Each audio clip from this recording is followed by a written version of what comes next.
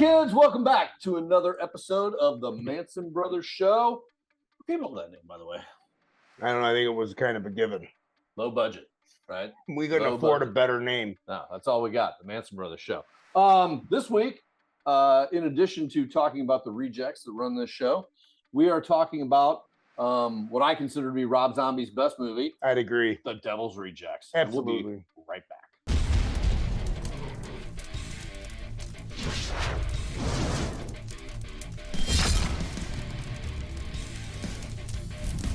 And we're back. Reject. Thanks, everyone, for tuning in once again. If it's your first time, hit that subscribe button. If you're coming back, we love you, loyal guys. Thanks, everybody. By the way, just to remind you, folks, this is not a review show. We're going to spoil the movie. So if you haven't seen it, go watch it and then come back. I got to imagine everybody's watching, seen The Devil's Rejects. Yeah. You know, obviously we're going to gloss over House of a Thousand Corpses, which really, you know, we should gloss over. Brought the family, though, the Firefly family, to The Devil's Rejects, which oddly enough isn't really, in my estimation, a horror film. It's almost more like a Manson-ish cult. Not us Mansons, the other ones. Yeah, not to be confused. Yeah, with that. But they're kind of like a murder cult type of thing. But that'd be a horror film. I guess you're so is a Chainsaw Massacre. It's a murder cult. Yeah, but they don't. Well, I guess they do have some masked, axe wielding. You know, they got Leatherface. Tiny, right? They got Tiny. Yeah. In the Firefly. And Spaulding's his makeup on. Captain Spaulding. Don't hooray for Captain Spaulding, the African explorer. I ain't Captain Spaulding. Hooray, hooray, hooray. So hey, let's one morning I shot an elephant in my pajamas. How we got in my pajamas? I don't know.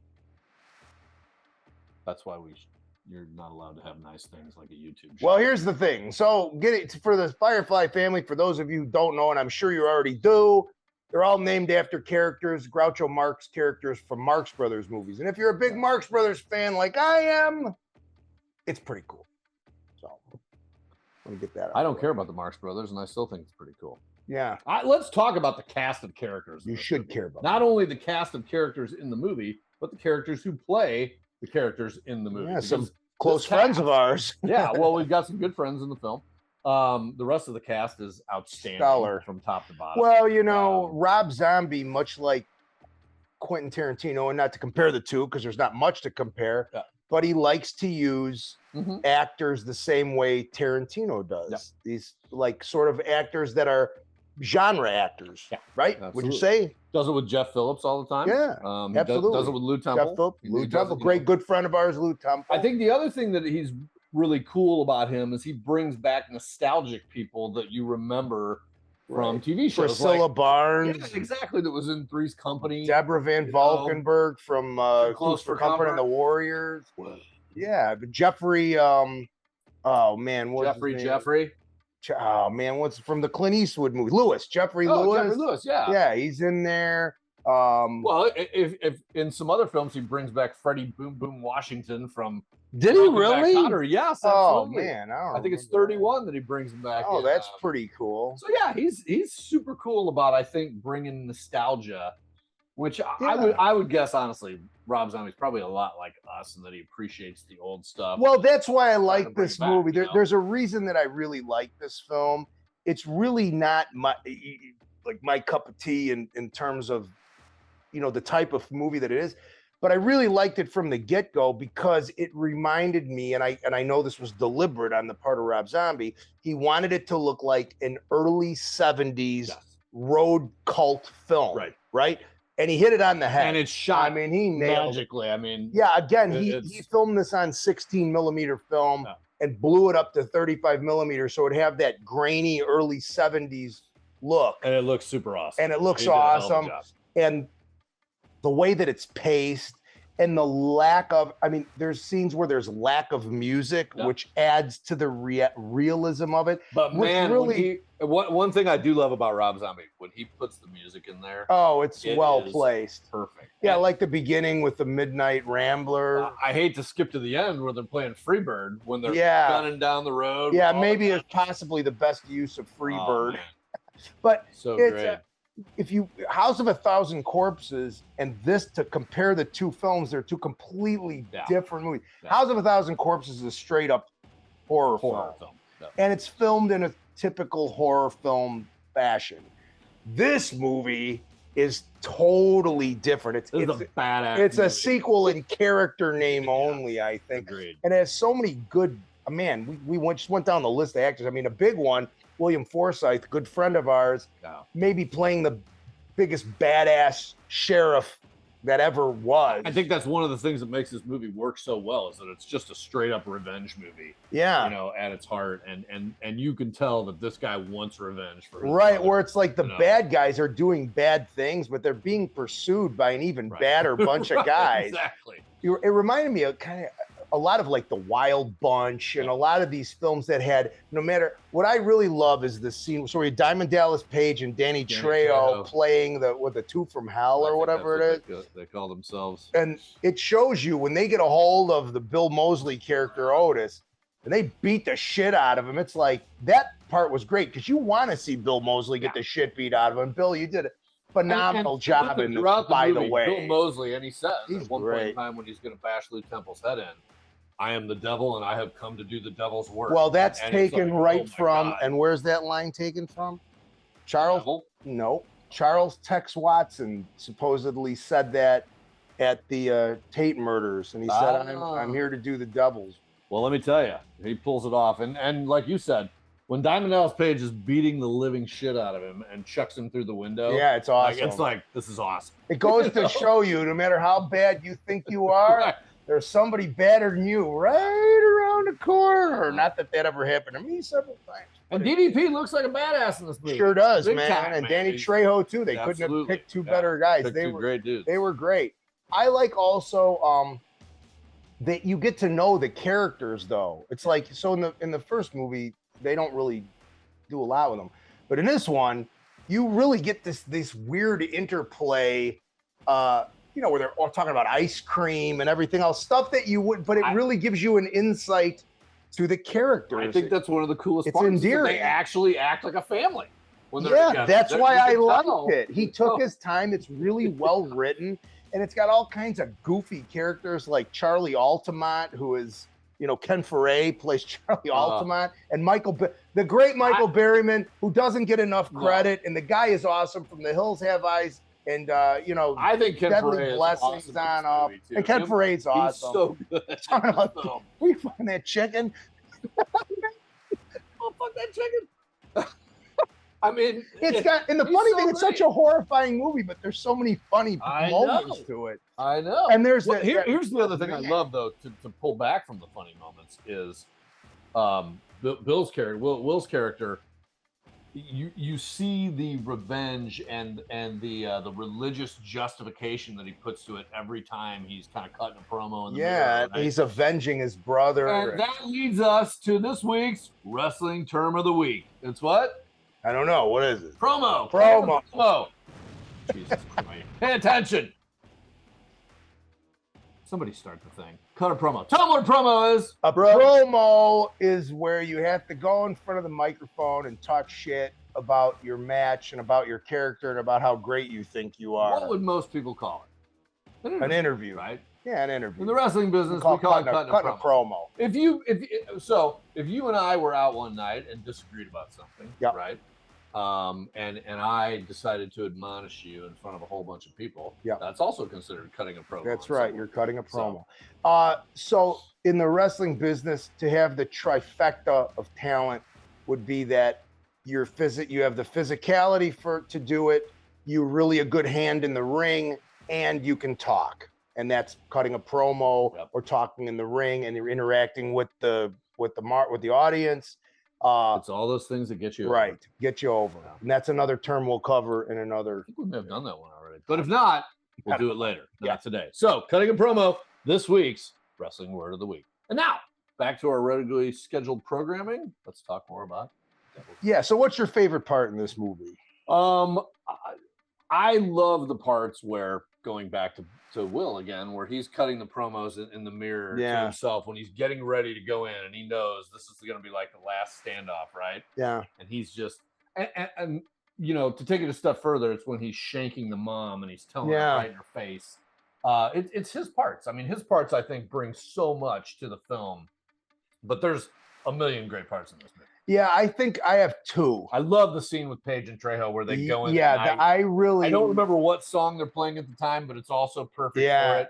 And they're just like, it's Rocky Mountain Way. Yeah, and they light them up. Yeah, lighting them up. That is one of my favorite scenes. And my other favorite scene is with PJ Souls and the kid, where Captain Spaulding appropriates their car, and he does that great speech about, don't you like clowns? Don't you think we're fucking funny? It's great. And then he tells the kid, he switches and he goes, I'm going to come back to kill your whole fucking family. And it is so, it flips from being so funny to being so deadly serious. Yeah.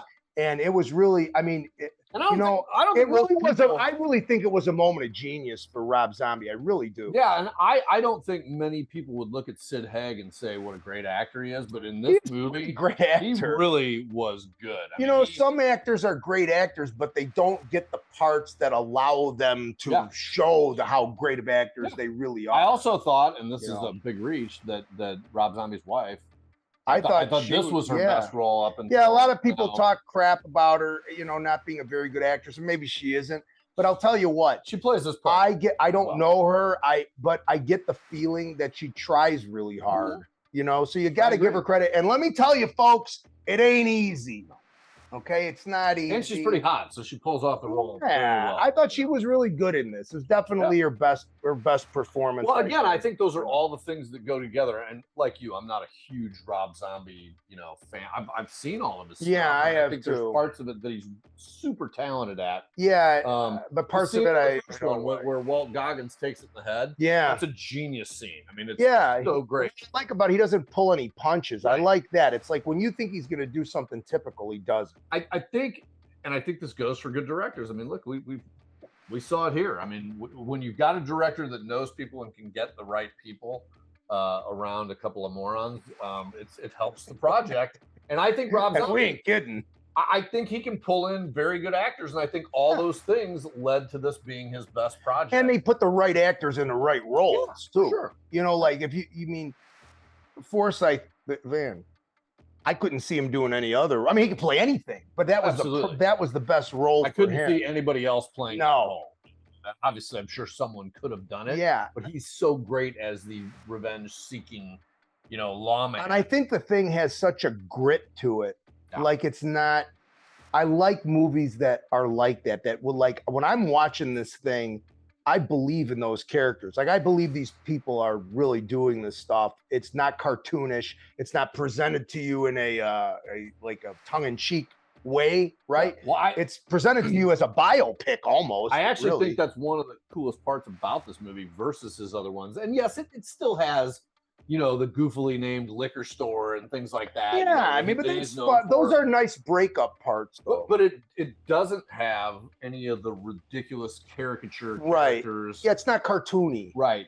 That the other films do have, Right. I mean, he even when you see the Halloween movies and things like that, he makes Dr. Loomis kind of a larger than he should be. Yeah, and I actually was in those films. That was probably one of the better parts I liked. Was Malcolm McDowell was Loomis. I thought he was good, but that's another show. To the point, I think in Rejects he really kind of pulls all that back and lets the tension work. Yeah, there's a lot of tension in this film, like the scene in the hotel room where they're torturing the couples with Lou Temple. Lou Temple, by the way, good friend of ours. Great actor. Watch more of his stuff. He's awesome. He's been Walking Dead and everything else on the planet. I think the other cool part about the scene that you're talking about is that it's Sherry Moon Zombie's character delivering the tension. She's the bad guy at that point.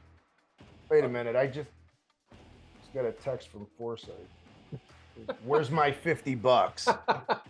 Don't answer. I'll get it to you. It's coming. Hey, we just gave you $50 worth of free advertising and talking about how great you are, Will. Come on.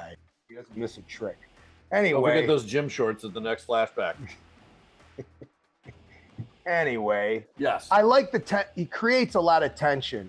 And then, there are some, there's a scene that's not supposed to be funny, right?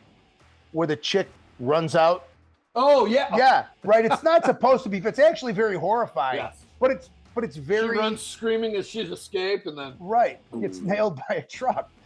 which is horrible, right? But he really kind of sets it up like a Marx Brothers movie. Really, yeah. It's like it's kind of funny, but it ain't, right? And it was stuff like that I really do, which kept me interested because I actually saw this thing by myself on a day where you were gone. And I'm like, what am I going to do? All right, I'll go watch Rejects. And I think probably, but you had said it was good. So I went and watched it. And I was thinking, I'm going to walk out of this thing, right? Because I didn't like House of a Thousand Corpses or whatever. But it was so well done that it kept me sitting there through the whole thing. I don't know if I would call the movie entertaining, but I think it's very entertaining. It depends on what, I guess your definition of it. I've watched it a couple of times too, and it's hard. It's rewatchable. It's hard to sit through because it's so violent and so like gritty. But it's as a film, it's hard to deny it. It's hard to deny it that it's genius. Speaking of the Marx Brothers and Goofy Brothers, it's time for viewer email. Oh, good. Here we go. Yeah. Favorite part of the show. Yes. Viewer email. This one comes to us from Douglas L. Fairport Harbor, Ohio. I think that's just outside of Cleveland. Could be. Go Cleveland. Go Cleveland. Cleveland's not a bad town. No. I like Pittsburgh better, but I like them both. Cleveland's good. Yeah. Good people. Shout out to Cleveland. Okay, so guys, great show. Love the fact you're doing Devil's Rejects. Thanks, Doug. 2 questions, 2-parter. Who's your favorite character? I'm gonna go with outside of Bill when I answer. Yeah. And this is gonna be a tough one. What's your favorite other Rob Zombie movie? Wow. All right, here we go, Dougie. Thanks, man. Rough. You want to start or you want me to start? You start. All right. My favorite character, obviously, as we said, is Will's character, Sheriff Wydell. Yeah. Is it? I would have to say my second favorite character in the movie. This is tough.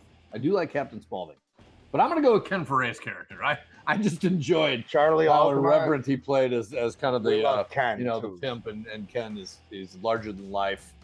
He's so big. Yeah, I mean, he's a big dude. He's a big dude. Yeah, he really is a big guy. He is big. I remember when he was next to the dude from Revenge of the Nerds, who everyone thinks is a monster. Oh, Ogre? Yeah. He's bigger than him. Yeah, like height-wise. Yeah, anyway. Ken's a big man. Sid Haig was a big man, too. He was. Very tall. Yeah. All right, so... hold on. Or you want to go character first, and then we'll bounce back? Yeah, okay. So outside of Bill, my favorite character... Man, the little guy with the chickens is pretty good too. Yeah, he's pretty funny too. I would go with I really liked Captain Spaulding. I think as a character good. Because he's being a dad and he's trying to hold, even though demented as they are, he's trying to hold his family together, and I think he's got some really like good fatherly insight, which is weird in this movie, but it really fits. It really works. So I'm gonna go with Sid Haig. When they're talking about Tutti Frutti and stuff like that, ice cream, that kind of stuff, and he and Baby are making fun of Bill Moseley's character, which is like, Bill Moseley is. And what do you just like? And I got Happy over here, right? He's so miserable, exactly all the time, right? And he's bitching back at him, but it's such a good scene because it actually shows some family unity. Yeah, and Haig is a really great actor, and again, I think he's a guy that didn't get the roles that allowed him to be a great actor. I think the great part in that is the thing that Otis would kill any other human being on the planet for, right? Just not his dad. That's his guy, but not his dad or his sister. Yeah, and I don't know if in a House of a Thousand Corpses, if they established that he was the dad or whatever, but they do in this film. Yeah, I think that whatever, it doesn't matter. But that's why I like that character. So okay, so favorite other Rob Zombie movie? Go ahead. Wow. I got one, but it's going to be difficult. I have to remember everything he's done. I would have to say it's either Lords of Salem, which I actually thought Sherman wasn't terrible in that. It had a really cool concept. Or there's a movie called 31 with Dick Brake.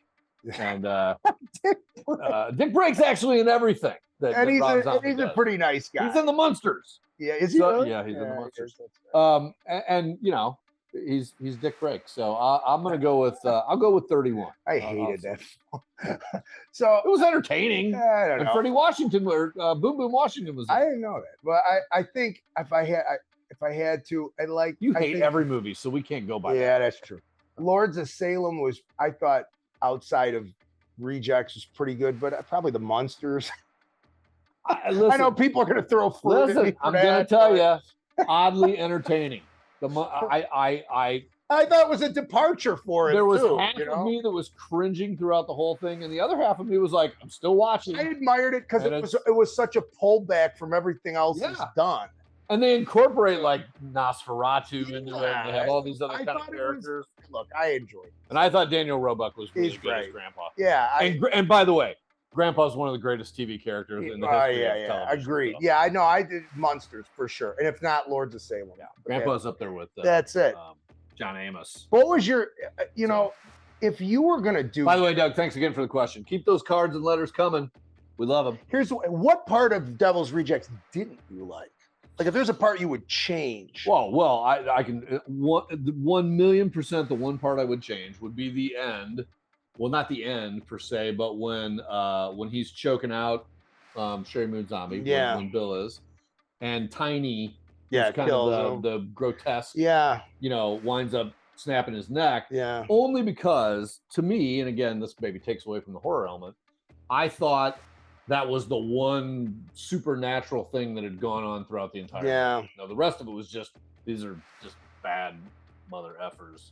Yeah. Against it brings back almost the unbelievable element to it. It takes the realism out, and I'm going to agree with you because that's the part I would change. First of all, I wouldn't have killed off Forsythe because he was such a great character, and you could have brought him back in another film.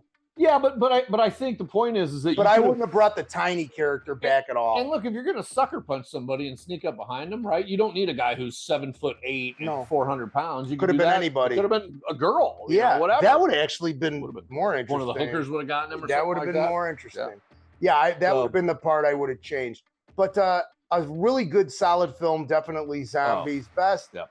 And with that, let's hope he gets back to it. With that, that'd be nice.